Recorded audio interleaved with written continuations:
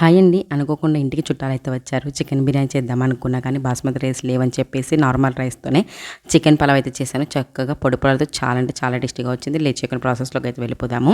Mixie జార్‌లోకి పచ్చిమిరపకాయ ముక్కలు, అల్లం ముక్కలు, వెల్లుల్లి ముక్కలు వేసుకొని గ్రైండ్ చేసుకొని పక్కన పెట్టుకోవాలి.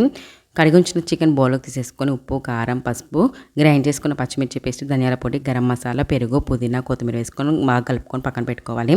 స్టవ్ వెలిగించి గిన్నె పెట్టేసి 2 టేబుల్ స్పూన్స్ నెయ్యి, 2 టేబుల్ స్పూన్స్ ఆయిల్ వేసుకొని బిర్యానీ స్పైసెస్, షాజీరా, జీలకర్ర, కట్ చేసుకున్న ఉల్లిపాయ, పచ్చిమిర్చి, టమాటా, అల్లం వెల్లుల్లి పేస్ట్, పుదీనా, కొత్తిమీర వేసుకొని మంచిగా కలిపేసుకున్న తర్వాత మ్యారినేట్ చేసుకున్న చికెన్ కూడా వేసేసుకొని మంచిగా కలిపేసుకొని మూత పెట్టి ఒక 5 నిమిషాలు మగ్గనివ్వాలి.